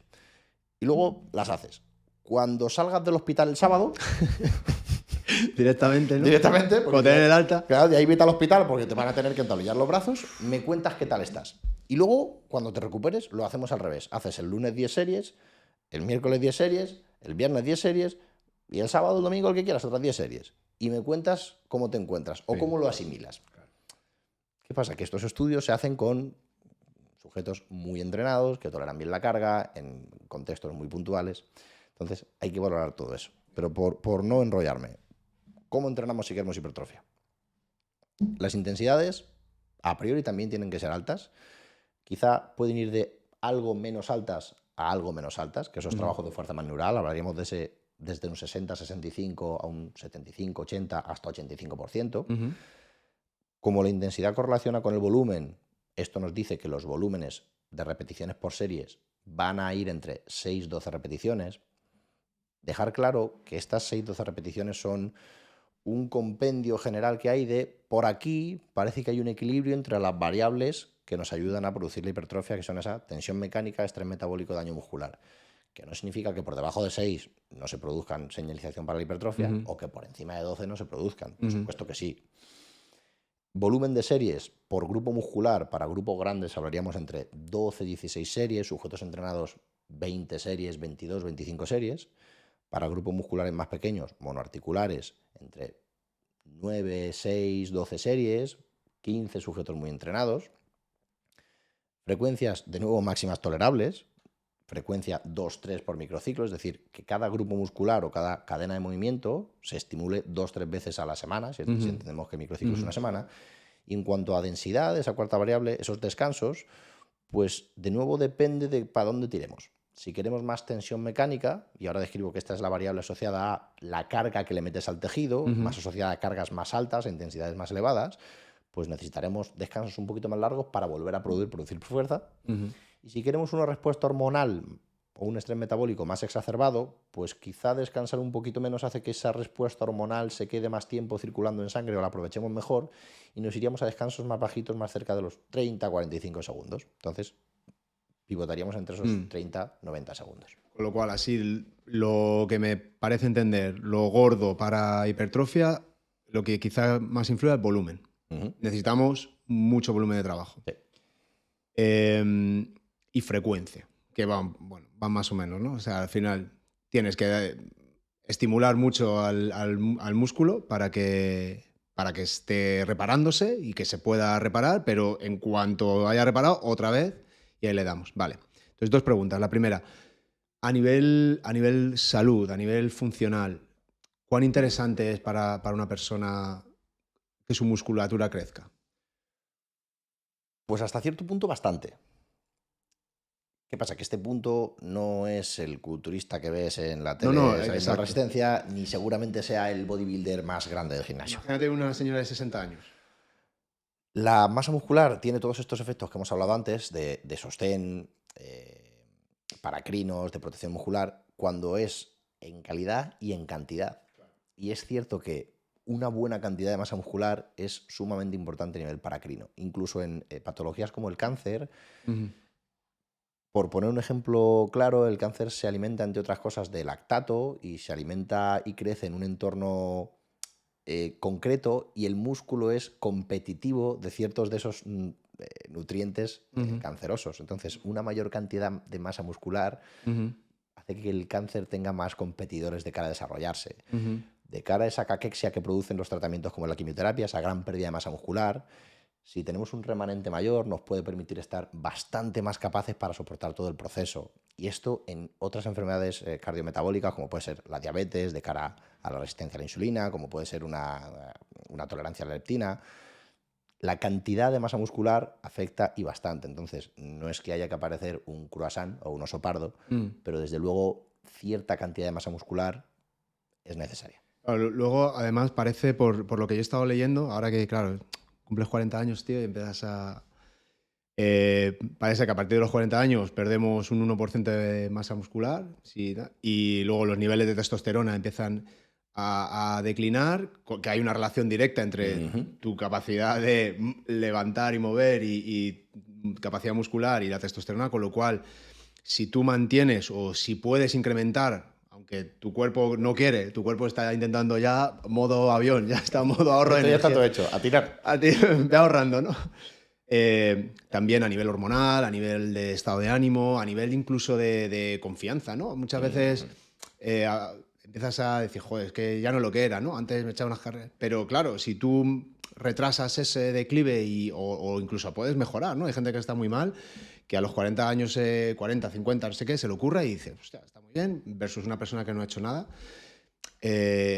Nivel estado de ánimo, participación, tal, creo que es fundamental, ¿no? Y la confianza de verte en el espejo y decir, bueno, tengo la edad que tengo, pero mi cuerpo está bien, ¿no? Yo creo que ahí creo que hay mucho beneficio y lo volvemos a mismo, no tiene que ver nada ni con la estética ni con la vanidad, que me parece de puta Sí, madre sí, que también, ¿eh? también es perfectamente lícito. Que te gusta mirarte en el espejo y te ves guapo y es por vanidad, perfecto. Mientras al final estás haciendo algo Qué bueno para tu salud. que es bueno para tu A salud, ¿no? tope con tus motivos. Entonces, bueno, eso está guay. Em, Te quería preguntar, ¿se puede... Ah, sí, sobre la tensión mecánica. Igual que en la fuerza se trabaja de una manera determinada, por ejemplo, un ejemplo muy concreto, cuando te pones a hacer nórdicos en excéntrico, Ujú. sin carga, peso corporal, al día siguiente la sensación de agujetas, las Claro. adaptaciones... ¿Es esa tensión mecánica también un factor en cómo el músculo crece o no? ¿O eso es Sí, por supuesto. vale, o sea que a lo mejor, igual que cuando estamos trabajando con un entrenamiento muy orientado a la fuerza y a lo mejor no quiero hacer nada de hipertrofia, no me interesa ganar masa muscular, por lo que sea. Fíjate, a lo mejor, seguramente un boxeador, tú te ves mucho en esas, ¿no? Yo quiero que este boxeador sea rápido, explosivo, sea fuerte, pero no quiero que se me ponga tocho porque Te pasa el peso. se pasa el Y peso. luego quítaselo tú. Exacto. Y, luego, y eso lo haces siendo muy estricto en todo lo que nos pueda generar hipertrofia, daño muscular, y nos vamos a pura fuerza. Y se puede hacer. Por supuesto. Con lo cual, disociamos esta idea de, evidentemente, si tienes mal material y tú lo optimizas, vas a ser muy fuerte. Por eso hay categorías de peso cuando levantas en halterofilia o en powerlifting, ¿no? Es decir, cuanto más grande y más masa muscular, más vas a levantar. Pero no es una correlación directa. Es decir, puedes tener gente flaquita, entre comillas, muy fuerte. Y es la manera de entrenar. Ujú. Entonces, si nos centramos más en un trabajo, por ejemplo, de más tensión mecánica durante la sesión, podríamos, es una pregunta que así, ¿podríamos reducir a lo mejor el volumen o no se puede? Sí, depende del objetivo. Si tú quieres crecer músculo. Por supuesto. De hecho, esta sería una opción. Tú puedes programar un entrenamiento de hipertrofia en el que trabajes a 4, 5 o 6 repeticiones. Y probablemente, por ponerte un ejemplo, siempre hay que pensar que más allá de los rangos óptimos, tú vas a tener más margen de desarrollo donde menos desarrollado estés. Es decir, si tú cachas de gimnasio, que siempre trabajas a 10, 12, 10, 12, 15, 12, 10, Sí. porque es lo que te mandan en todos los gimnasios Ya. para hipertrofia, que siempre trabajas a 15, 12, 10, ahora yo cojo y te pongo un mesociclo de hipertrofia enfocado en la variable de la tensión mecánica y te digo, vas a trabajar entre 4 y 6 repeticiones, vas a descansar 1 minuto y medio y en lugar de hacerte 15 series, vamos a hacer 10 series. Lo más probable es que en ese primer mes y medio te pongas como una mula, porque la variable que tú no estás aprovechando para estimular ese daño muscular o ese crecimiento, esa señalización de tu célula satélite, que es la tensión mecánica, la tienes a estrenar y se pueden producir efectos de locos. Si nos vamos al lado contrario, que coges a un powerlifter o una altera que trabajan a volúmenes mínimos, a máximas intensidades, siempre o prácticamente siempre, pues probablemente en esos rangos de hipertrofia más cercanos a la tensión mecánica tengan menos capacidad de respuesta y la tengan más si te vas para el otro lado. Pero sí, sí, por supuesto que se puede y produce efectos. O sea que también la manera de entrenar, entonces vuelvo a lo mismo.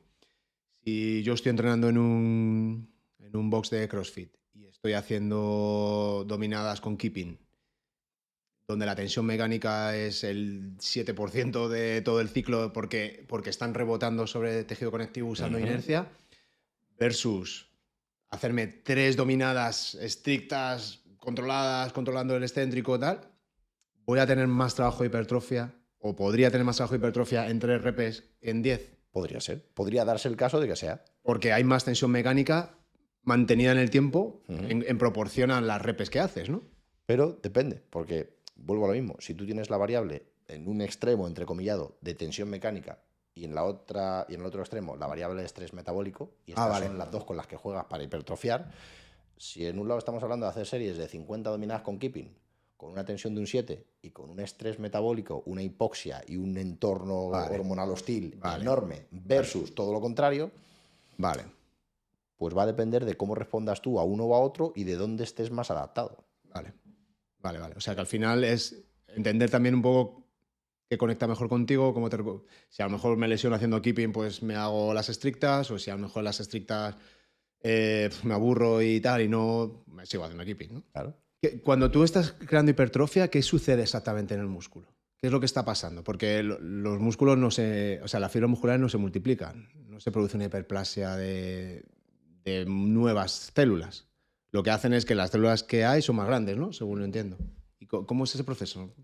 Mira, esto que dices de hiperplasia, que se conoce como el aumento de la cantidad de fibras, se ha estudiado mucho y antes se creía que era así, hace muchos años, pero parece ser que sí que en gatos se producen procesos de hiperplasia y en algunos culturistas de alto nivel de competición se han encontrado procesos de hiperplasia. Sí, okay. Pero claro, un culturista de alto nivel de competición, la transcripción de su ADN se ha visto ligeramente modificada por su alimentación. Entonces, no está... Hay otras variables. Efectivamente, hay otras variables. Entonces, en los mortales no parece que se produzca hiperplasia, no parece que exista. El proceso de hipertrofia, de aumento de la fibra, lo que está pasando es que aumenta el grosor de la proteína contráctil, aumenta el grosor de la miofibrilla. Si la unidad contráctil son puentes cruzados de esas dos proteínas, actina y miosina, lo que pasa con la hipertrofia es que la cantidad de proteína que constituye estos puentes va aumentando y estos puentes se hacen más gruesos. Entonces, si cada fibra se engrosa, el vientre muscular se engrosa.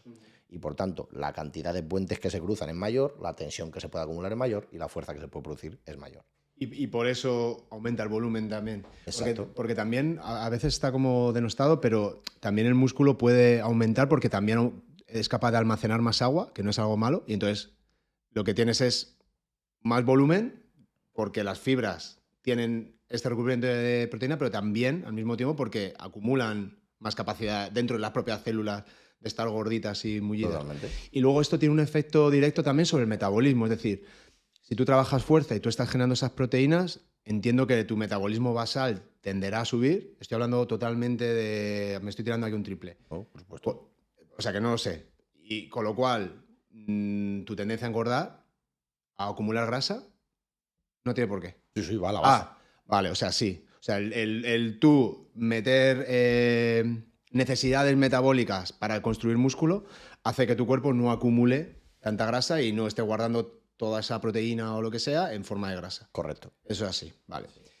Y con lo cual, si tú quieres ponerte tochísimo, como a veces la gente quiere y tal, tienes que entrenar con mucho volumen, ¿no? A cierta intensidad, con cabeza, pero no te vas a poner como Dwayne Johnson, como The Rock, sin complementos alimenticios. Sin vitaminas. Y más a esa edad. Efectivamente. Yo creo que es importante decírselo a la gente, porque el otro día estaba viendo la peli con mis hijos, esta de Black Adam y tal, y joder, que está tochísimo. Digo, vale, pero es que eso no es natural. Es imposible. O sea, si alguien te dice que es natural con 50 años y que estás como Dwayne Johnson, te digo, no tienes ni idea de lo que estás hablando. Es que es imposible. Yo no sabría o no podría determinar que ese señor a día de hoy esté tomando alguna sustancia. Pero desde luego las ha tomado en su vida, en su juventud. Está tochísimo. Se lo ha tomado. Y de hecho, el funcionamiento de esas sustancias dopantes asociadas al incremento de la masa muscular es que aumenta la señalización de síntesis proteica, la señalización de células satélites, pero no solo eso, es que modula la transcripción del ADN celular. Es decir, altera tu genética o tu epigenética. Por tanto, los cambios que produce son permanentes. Sí es cierto que alguien que durante mucho tiempo en su juventud utilice estas sustancias, con una cantidad muy importante de entrenamiento y una nutrición impoluta, puede mantener lo que haya conseguido con esas dosis durante mucho tiempo. ¿Cuánto y hasta cuándo? No te sé decir. No, pero a ver, ese nivel de definición y siempre es un tema muy tabú. Estamos hablando de esteroides. Sí, por supuesto. Estamos aquí anabolizantes esteroideos. Estamos hablando de esteroides que funcionan muy bien, que son la leche, pero tienen sus contraprestaciones. Claro. Y no son pequeñas. Y ya se ha visto en algunos casos de culturistas o de atletas. Y que siempre es mucho tabú. Y a mí me preocupa que mis hijos vean una peli de Marvel y de superhéroes, y a mí me mola que quieran estar fuertes y tal, pero que tengan esta irrealidad de lo que se puede conseguir. También quiero decir, es bueno que lo hablemos, ¿no? Sí, o sea, al final una cosa es estar fuerte y conseguir tus resultados, y otra cosa es estar como un superhéroe, ¿no? Y ahí al final yo creo que mucha gente no sabe que Thor está hasta arriba, porque no eres Thor así y de repente cuando acaba la peli tienes un brazo que... He dicho la última, mire, está fuerte en todas, pero en la última, en la de Love and Thunder, es ridículo. O sea, está ridículamente fuerte, pero fuerte que deja de tener sentido lo fuerte que está respecto a las otras películas. Es loquísimo. Mi mujer lo ve y dice, se queda aquí, me mira a mí luego.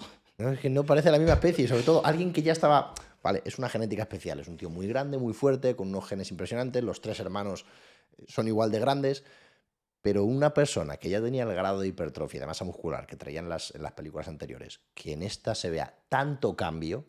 ¿Sabes que ha dicho que no hace más, tío? Algo ha pasado ahí. Ahora está las narices ya. Ha dicho que ya no más. Claro, es que ponerte así de tocho para grabar la peli y las consecuencias de tal. Pero ha dicho que se acabó Thor, pero por eso, por el tema de... pues supongo que los esfuerzos o los sacrificios que tiene que hacer para estar así de grande. Y es que tengo entendido que le han diagnosticado riesgo de desarrollo de alguna patología a nivel cognitivo. Claro. Y habrá dicho, pues yo creo que ya me machaca bastante el metabolismo. Yo creo que ya ganó un poco de dinero. Efectivamente, yo creo que lo puedo dejar aquí. Un poco de dinero he ganado. Alguna comedia romántica y funcionando. Vale. Peso corporal. ¿Puedes trabajar la fuerza con el peso corporal o puedes hipertrofiar con el peso corporal? ¿Es buena idea? ¿No? Es buena idea por muchas razones. Primero, porque la conciencia que te da sobre tus propias estructuras y el manejo de ellas es muy interesante a la hora de generar capacidad de movimiento. Segundo, porque como la carga eres tú, el contexto interno, esa estabilidad central a nivel articular, a nivel de ese core, de esa región media, te requiere un desarrollo muy importante. Y como todo, pues tiene grandes ventajas como estas que postulamos, o tiene hándicaps. Los hándicaps son que si hemos hablado de unas premisas de intensidad, volumen, densidad, etcétera, para trabajar la fuerza, va a llegar un momento en el que algunos de tus grupos musculares o estructuras, tu propio cuerpo y peso no sean suficientes para adaptarse a esas necesidades. Y entonces estarás limitado para entrenar la fuerza. En miembros inferiores, la limitación aparece antes, porque la capacidad para aplicar fuerza en miembros inferiores es enorme. Ya. Y tu peso es el que es. Ya. Entonces, tiene esas pequeñas limitaciones, pero tiene otras ventajas muy interesantes. Luego, siempre ahora que se está, sobre todo en temas de fisio y tal, en recuperación de deportistas, el tema del tendón, ¿no? Cuando el tendón responde a cargas elásticas, a impactos de alta velocidad, rebotes contra el suelo, ahí es donde se desarrolla. Cuando trabajamos fuerza, esa parte a lo mejor no está tan presente. ¿El tendón se desarrolla de forma equivalente al músculo? No, o sea, lo tienes clarísimo. Y de hecho, uno de los factores determinantes de daño en el tendón es el uso de anabolizantes esteroideos. Y la razón de esto es que los anabolizantes lo que hacen es que el músculo se pueda desarrollar mucho más rápido, pero el tendón Ni se está enterando. no va igual de rápido. Y entonces llega un momento en el que el tendón tiene que transmitir una tensión a la cual no se ha adaptado y rompe. Entonces, en el entrenamiento de fuerza tiene que haber una integración de ese entrenamiento tendinoso. Es tan sencillo como, por ejemplo, utilizar el contramovimiento, utilizar ese rebote elástico en las acciones de fuerza para que el tendón tenga ese pico de tensión y lo pueda trabajar. Y, por supuesto, pues en esa parte de activación o en ese complemento de optimización, utilizar los saltos, pliometrías, rebotes, cargas excéntricas pertinentes para que se adapte. O sea, recomiendas que si estás entrenando fuerza o si te estás volviendo más grande, haces un entrenamiento más de tipo estructural, que no olvidemos esta parte de sea correr, sea saltar, a la comba, sea trabajo más a final de rango donde rebotas pues al final de la sentadilla profunda. Absolutamente. O sea, que ahí también otra cosita más muy, muy útil. Y de hecho, mira, tenemos desde hace unos meses un chico muy jovencito que viene de Paraguay, 15 años. Yo de esta gente que digo que tiene la fuerza por castigo. Es anormalmente fuerte. Y es un chavalito de 15 años. Si lo ves, y es pues, el cuerpo de un chavalito de 15 años. Pero mueve kilos, salta, empuja. Es anormalmente fuerte. De esta gente que tiene el freno de mano cognitivo quitado y su sistema nervioso le permite aplicar unos recursos de fuerza como si llevas entrenando fuerza 15 años. Sí. Y a las 3 semanas de estar aquí, hablé con su entrenador y le dije, está ya los excéntricos. O sea, ponle los tendones como la mesa, porque si no, la capacidad que tiene para aplicar fuerza, el tendón no va así de rápido en adaptación y casca. ¿Es boxeador? No, es futbolista. Es futbolista. No, nos vino aquí al centro. Sí. Y es impresionante. Pues estas cosas hay que tenerlas en cuenta. Si tienes una gran capacidad de adaptación muscular, que la hay, que hay chavalitos que con poquitos empiezan a poner cachas, ten en cuenta que tus tendones no van igual de rápido y los tienes que preparar o adiós tendón. Ya. Y otro mito muy, muy, muy extendido, probablemente uno de los que más, y el otro día que estábamos con Lucio, él lo desmentía. Y de hecho él lo decía como de forma muy graciosa. Decía, si tú empiezas a trabajar halterofilia con 15 años, ya eres viejo. O sea, con 15 años eres viejo. Decía, bueno, en China y en Rusia con 9, 10 años ya están todos ahí, porque además, como el gesto es tan técnico y si quieres mover tonelaje es tan puro y no es solamente fuerza, es la velocidad, es la explosividad, es el control, es un trabajo precioso, súper técnico. Cualquiera que le interese el movimiento, que se ponga a hacer 2 tiempos y arrancar, pues es una maravilla. Yo ahora mismo, tío, en la lupita de Instagram tengo todo, tío, todo lleno uno y otro. Y me pongo con mis hijos por la noche a ver gatitos y perros y a reírnos y ojo, papá, otra vez. Tal. Entonces, bueno, le digo, bueno, pues podríamos empezar a entrenar ahora que yo ya sé un poquillo y tal, así algo con el pal. Y entonces, entrenamiento de fuerza en niños. El otro día lo hablaba con Blanca. Al revés, ¿no? O sea, no solo que no es lesivo, sino que incluso puede fomentar el crecimiento, generar adaptaciones. ¿Qué opinión tienes tú de esto? Totalmente de acuerdo con lo que dijese Blanca. Sí. Fomenta el crecimiento y la producción de GH, aumenta el desarrollo cognitivo, lo que... Joder, nosotros hemos evolucionado para aprender con movimiento, Claro. en entornos de movimiento, y nuestro sistema nervioso central se desarrolla mucho mejor con movimiento. Sí. Y de hecho hay estudios entre países donde las horas de actividad física son mayores y menores, y joder, se nota en las métricas de las notas de los chicos, de la concentración y demás.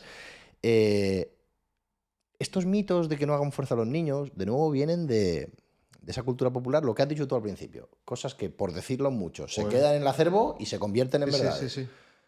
Y nadie se para a preguntarse de dónde viene esta verdad. Y esto hay una gran parte que viene de que en el mundo de la fuerza, de los años 80, 70, para atrás y hasta los 90, lo que había de fuerza era bodybuilding y culturismo Y los deportistas que entrenaban fuerza eran los halteras y los gimnastas. Ujú. ¿Cómo son los culturistas, los halteras y los gimnastas? Así, Chiquiticos. chiquiticos.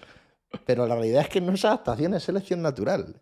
Es que Ya. un tío que tiene que subir 180 kilos dos veces con dos, su peso por encima de la cabeza, si tiene la longitud de brazo que tenemos nosotros, es muy complicado Ya. que lo consiga, porque la fuerza que hay que aplicar al final de ese extremo es enorme en el eje. Ya. Sin embargo, un retaco que tiene el brazo de 20 centímetros y la barra tiene que subir a 1,15 m, tiene mucha más ventaja mecánica. Claro. Y en gimnasia igual, las posiciones en anillas, los pinos, el centro de Claro. gravedad y su altura. Y en culturismo, un tío de 3 metros que parezca enorme tiene que pesar 220 kilos.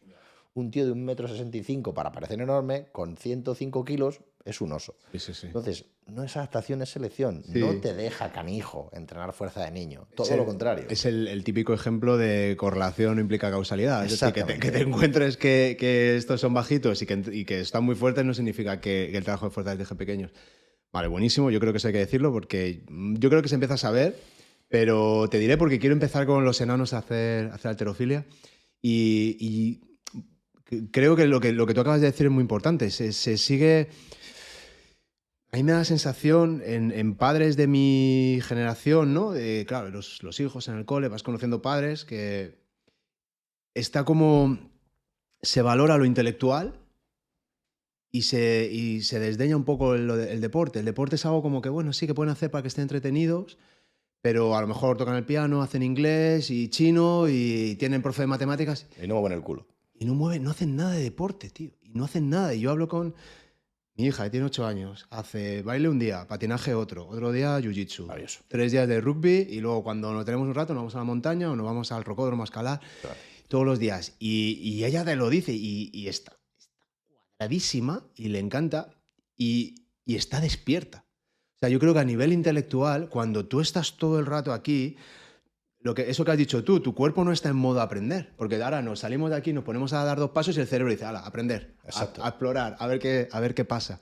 En cambio, cuando estás todo el rato con una pantalla o con un libro o trabajando intelectualmente, yo creo que no le estás sacando, y creo, además, hay evidencia que dice que no le estás sacando, con lo cual, muchas veces, no, es que hoy no va a entrenar fulanito porque tiene examen. Pues con más motivo, ¿no? Si tiene un examen, haz un poco de ejercicio, ya verás como luego lo que estudie lo sacas más. Y joder, yo quiero reivindicar eso porque creo que todavía hay mitos limitantes, creencias limitantes acerca de nuestra capacidad física, de lo que podemos hacer, de lo que es incómodo, de lo que es malo, de lo que es que duela, que no duela, de lo necesario que es. Para mí es innegociable. A mí lo más importante en la educación de mis hijos es que aprendan a comer y que hagan ejercicio y que hagan deporte y que se lo pasen bien, tío. Y el cole ya aprenderán, al final todos aprendemos lo que queremos hacer, aprendemos una habilidad y con esta carencia de profesionales, con que aprendan a hacer un oficio bien, Ya van a muerte. van a muerte, tío. Si es que no hay otra cosa, la gente está ávida con eso. Venga, última pregunta.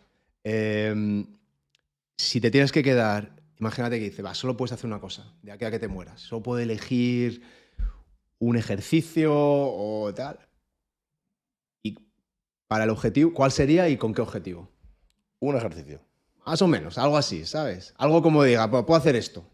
Si lo tengo que elegir yo, una arrancada.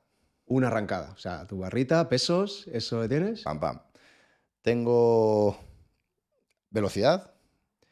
Tengo unas exigencias de movilidad enormes. Tengo unas exigencias de estabilización enormes. Tengo un trabajo de control del foco interno brutal. Tengo trabajo contracarga. Tengo un trabajo de ritmo, porque los movimientos olímpicos tienen un ritmo y unos tiempos que te exigen una gran coordinación. Implico miembros inferiores, miembros superiores, transferencia de fuerzas por región central. Me parece que si tengo que elegir un movimiento, Sí. me quedo con este. Evidentemente, si puedo no elegir, elijo todos. Pero si tengo que elegir uno, este. Sí, sí. ¿Y el para qué objetivo? Lo que acabo de decir, me va a permitir mejorar y mantener mi movilidad, la estabilidad de mis complejos articulares, la transmisión de fuerza de mi región media, la aplicación de fuerza de mis miembros inferiores en acciones de alta velocidad, en empujes verticales y horizontales, la aplicación de fuerza de mis miembros superiores en acciones de sostén y en planos muy diferentes, desde una tracción a una acción de empuje. Sí, sí. No, si solo imaginarte 80 años haciéndote un buen snatch ahí con la mitad de tu peso corporal. Ese tío ya está como... Ese tío Te ya firma, está ¿eh? fuerte. Sí, sí. Hay un doctor, tío, que se dedica a temas de longevidad y tal, que se llama Peter Attia, que también tiene un podcast, un tío muy interesante, muy conectado a la ciencia, y luego además en la clínica hace mucha experimentación y hace una analogía en sus métricas. Cuando te viene alguien que dice, oye, me estoy haciendo mayor, o estoy en un declive hormonal, o de estado de ánimo, o tengo una enfermedad o lo que sea, y una de las preguntas que le hace es qué quiere hacer en su década marginal. Y la década marginal es tus 10 últimos años de vida, sea cuando sea. Es decir, puede ser que sea de los 80 a los 90 o de los 65 a 75, pero es ponerte en mis 10 últimos años de vida, ¿qué quiero hacer? Y me parece la hostia, tío. Me parece que te pone en una perspectiva de decir, quiero esquiar, o quiero subir a la montaña, o quiero coger a cargar a mis nietos, o quiero jugar al fútbol. Y eso te da algo que haces tú muy bien, es cuál es la demanda, pues, y a partir de ahí nos ponemos a entrenar. Me mola la arrancada. Bueno. Así que nada. Javi, tío, un placer enorme. Acabas de sentar cátedra aquí con temas de fuerza y hipertrofia. Y alguno va a decir, ¿qué está pasando aquí? Mira por la cabeza que he dicho. Pero que no he hecho fuerza nunca, entonces, con lo tocho que ya... No, yo creo que vamos a difundir esto bien, porque yo creo que es interesante. Muchísimas gracias por todo lo que hacéis allí. ST Move, estáis en Leganés, sí. La página web es... stmove.es, stmove.es. En redes sociales... STMove Madrid. STMove Madrid, que ahí además... no conocía vuestro Instagram, pero joder, hacéis un montón de divulgación y difusión, pues, hacéis disección de los ejercicios, cómo se hace, por qué no, está muy guay. Es un buen recurso, y si te quieren seguir a ti en redes sociales o... Que me sigan en STMove, porque a mí... Mejor ahí. Yo aporto poco yo en redes sociales a nivel Pues personal. Nada, muchísimas gracias, Javi, ha sido un placer. Un placer. Hasta otro día. Hasta otro día.